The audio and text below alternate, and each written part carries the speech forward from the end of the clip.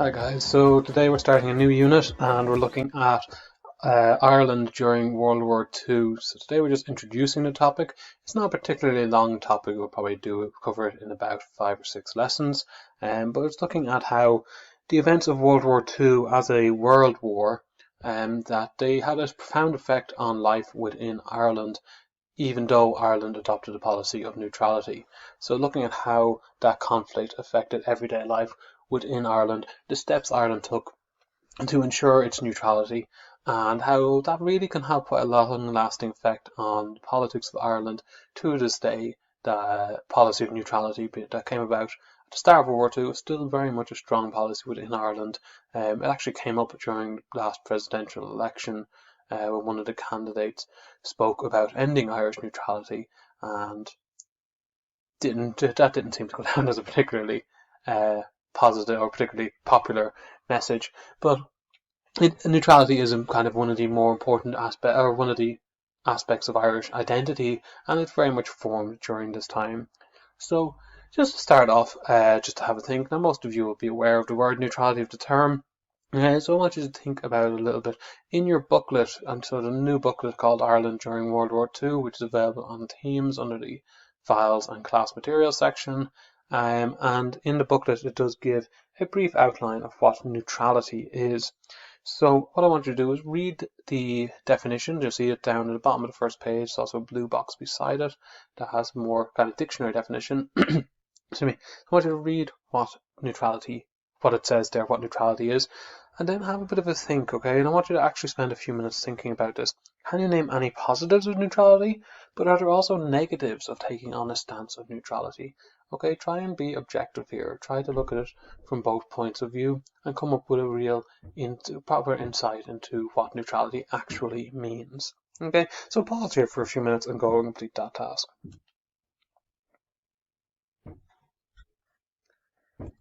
Alright, so, sorry, I'll go back actually. So, the definition of neutrality, we're going to speak quite a lot about neutrality. So, neutrality is looking at a country not taking sides, essentially, in a war. So, the definition you're given there in the blue box, neutrality is the legal status arising from the abstention of a state from all participation in war between other states, the maintenance of an attitude of impartiality towards the belligerents, and recognition by the belligerents of the abstention and impartiality. So essentially, what we're saying there is neutrality means that you don't take sides between two different states when they're involved in a war, and you maintain an attitude of being impartial, not taking sides on either side, and other countries then recognise that, so that a neutral country is not dragged into war.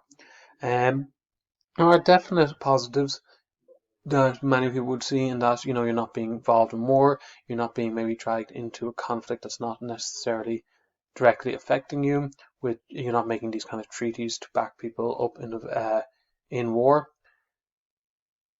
There is negatives, however, in that, when we look at World War II, what is the morality of neutrality, of not intervening when something terrible was being done? Okay, now I'm not going to say that everyone who was involved in fighting in World War II was necessarily doing it for the right reasons, or necessarily doing it, can claim that they were doing it to save people during the Holocaust. There's definitely there was definitely a lot of good done during the war, but there is a discussion there about, what does it mean for Ireland not to be involved in these conflicts against nations that are possibly doing immoral things, or things that we don't agree with.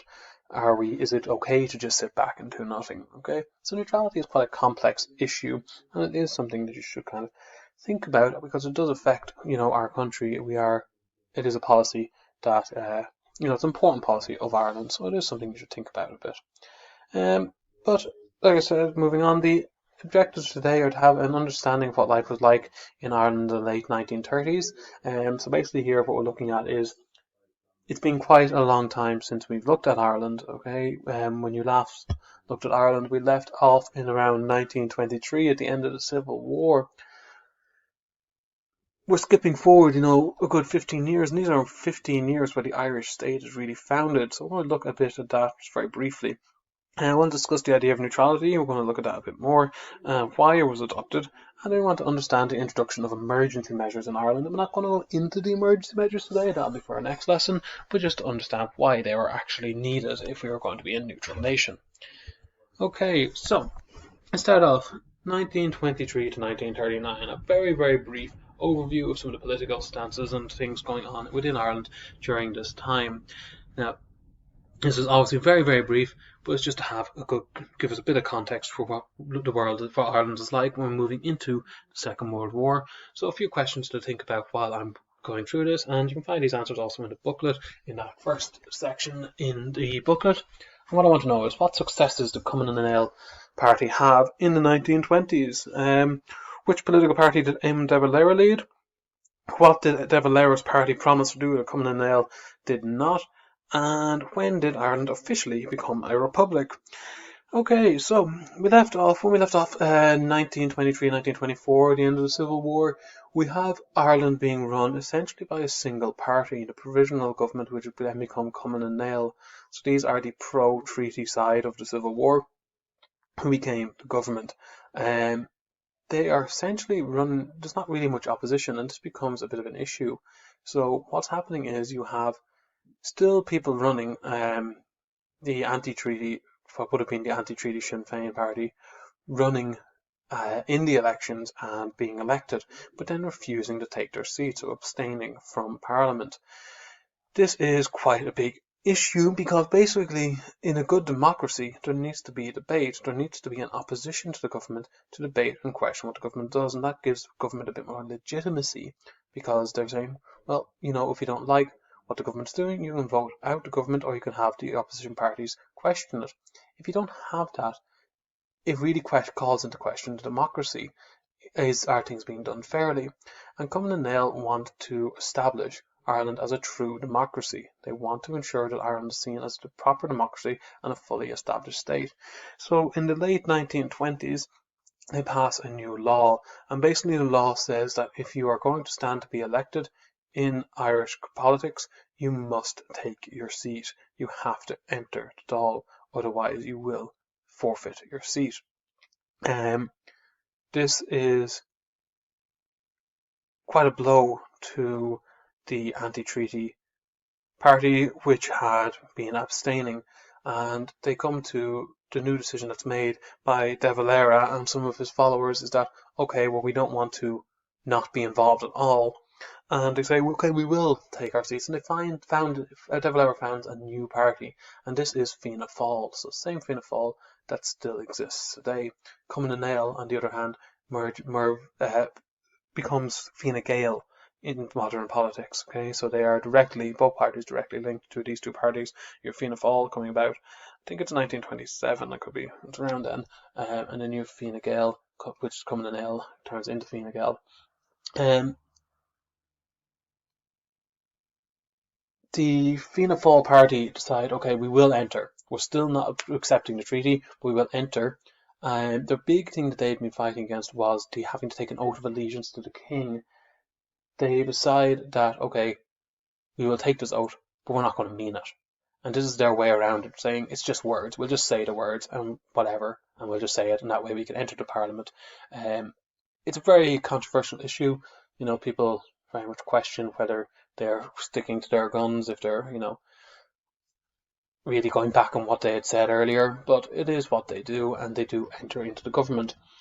Now, Cumann na nGaedheal had a lot of successes in the first decade of the Irish state. They set up the Garda Síochána, they set up the ESB, they really got the country on its feet and got the country running, and like I said, they created a proper democracy by forcing an opposition into Parliament. So they do have a lot of successes. However, after 10 years, when you have the same government for 10 years, people tend to get tired, and they start to see the things that the government's maybe not doing. And some of the things that people felt the government were not doing very well, the economy was quite weak.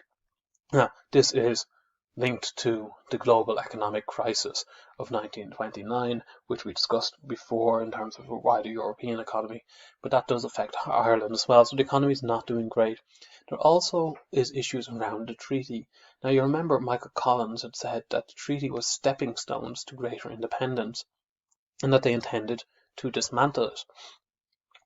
Cumann na nGaedheal don't do a great job of that.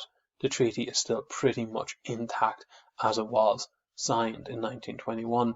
So there's quite a lot to be done in terms of dismantling it. And this is where Fianna Fáil come in. And Fianna Fáil come in and they start to fight on the side of we will improve the economy and we will dismantle the treaty. And that is a big promise they make, that they will dismantle the treaty in a way that Cumann and Nail have failed to do so far. And they do quite a good job when they come into government. De Valera comes into government, he abolishes the Oath of Allegiance in 1933. He writes a new constitution, which is Bunreacht na hÉireann, the constitution of the island that we still have. It was written in 1937. Ireland is essentially, by 1939, almost a republic in all but name. Okay, there's very little connection between Britain and Ireland anymore. Now, it's not officially a republic. It doesn't officially become a republic until 1949, but for all intents and purposes, it is a republic essentially. Politics at the time are still very much governed by Civil War politics, and just to draw your attention to that poster that's displayed on the screen at the moment, you can see this is a Cumann and Nail poster, so they are trying to influence people obviously to vote for them, and you can see there's a caricature of De Valera there on the right hand side, and they're connecting. You see his leg going across Fianna Fáil, helping out the IRA in this card game, so that they are linking Fianna Fáil with the IRA, which is not, the IRA wouldn't have had the support anymore that you would have seen earlier in the War of Independence kind of time. The IRA are very much seen in a more negative view, and by connecting them, you can see that Cumann and Nail are trying to show that Fianna Fáil are going against the citizens of the Saoirstát of Ireland, okay, in order to help out the IRA. That's just an example of the kind of politics going on at the time. So that's just a brief overview of where Ireland's at. Ireland is essentially almost a republic. Eamon de Valera is Taoiseach, as a leader of the Fianna Fáil party. It's not quite a full republic. Now, don't get me wrong, we're not a full republic at this stage, but Ireland is pretty independent from Britain, and life is getting established, but maybe isn't as strong as it could be. Alright, so I'm going to actually pause here for a second, and maybe just go and look at those questions. Okay, so once you've done that, we move into neutrality. So we have Ireland in this situation where it's a new country, economy, like I said, not too strong, and very much still living in the mindset of the Civil War, and the War of the early 20s is still very present in people's mind. And so when the war breaks out, there is definitely an issue around fatigue of violence, and the Irish people, the Irish state, not really wanting more violence. And this is one of the reasons why neutrality becomes quite popular. There's also definitely a feeling, an anti-British feeling still in existence, and the idea of joining on the side of Britain would be quite influential in stopping people entering into the war. There are issues then also around the purpose of war, and should Ireland be getting involved when Ireland is a state that has been subjugated by foreign powers? Should it be being involved in a war at all? So quite a lot of reasons why neutrality is adopted, some of them being economic, some of them being political, but it is adopted as the official policy.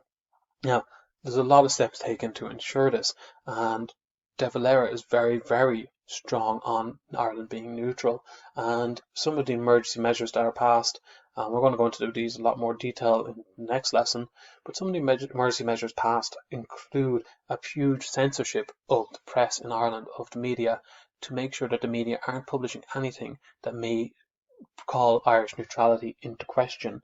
Okay, so the Emergency Measures Act are essentially passed in order to ensure Irish neutrality. There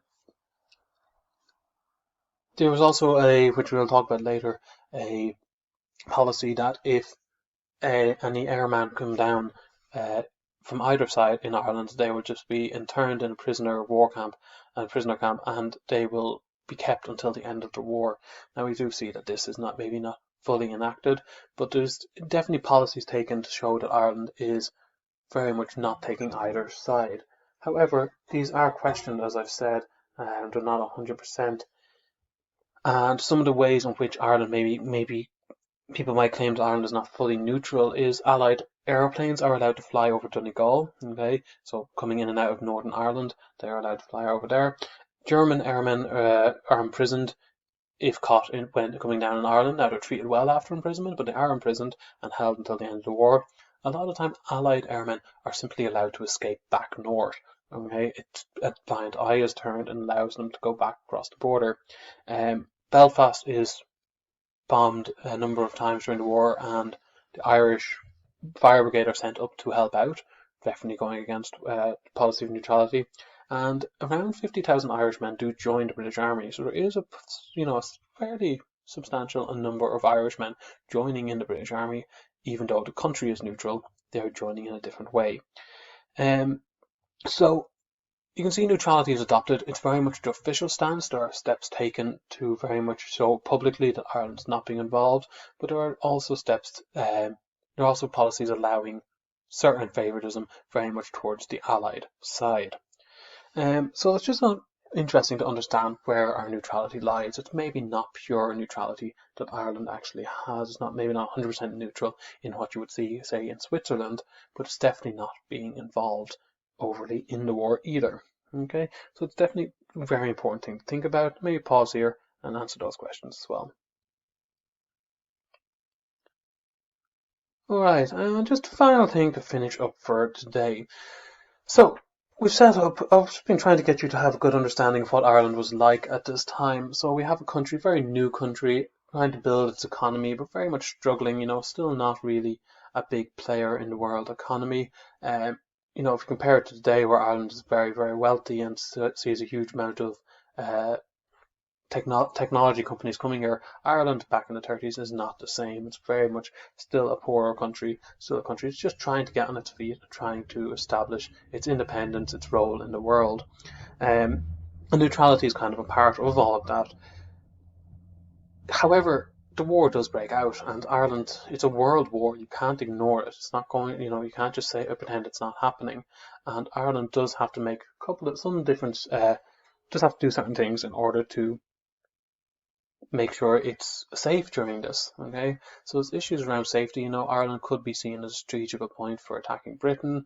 Ireland could be seen as an important point in terms of defending Britain. Also, it could be seen as you can't just ignore the war. You have to be prepared that if you're going to stay neutral, you want to defend your neutrality, and that's one of the main reasons why emergency measures are instigated. There's also issues around then basic living standards, so rationing of food. Food is not as easily accessible. Countries aren't as willing to export food during a war because maybe they will need their supplies in order for their war. So there's a lot of things that need to be taken into consideration. The armed forces of Ireland, in order to defend it, are hugely increased during the time of the war. They go from about 20,000 members to 250,000 either part-time or full-time members of the armed forces. So there's a huge increase there and a huge sense that Ireland may be in danger. One of the most important groups established is called the Coastal Watch, and you can see evidence of the Coastal Watch still all around the country in these little huts, and you can see them there at the bottom of the screen, that are built around the coastline, and basically they're there to watch for any belligerent activity going on at sea or in the air or outside the Irish coast, and just to have a good warning system around Ireland for what's going on. They initially built these bunkers very, very quickly. They go up and they're manned 24 hours a day for the entirety of the war. So Ireland was very aware of its coastline, what's going on around its coastline. On top of this, later in the war, they also build the era signs. So they're instructed to build huge signs reading era. And I'm just going to flick back to show you one there. It's on the top. These big signs go up, and they are to warn aircrafts that you are now flying over Ireland, not over Britain or anywhere else. So it is an important step in terms of defending the country to make sure pilots, the technology of flight was not maybe as good as it is nowadays, and this was an important step. And those error signs have mainly been lost, but there are a few that are being brought back and repainted and refurbished and made to look like new again, and repaired. There was one down in Dalkey It's kind of one of the biggest ones and most visible ones still around.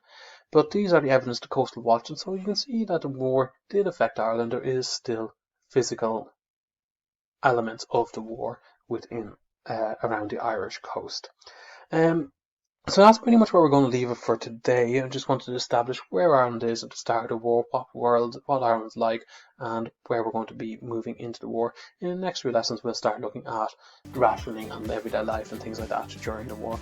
Alright guys, so there's 3 different tasks there, 3 different sets of questions. You can get all them answered and submitted to me on Teams, and any questions just let me know by email. Thank you.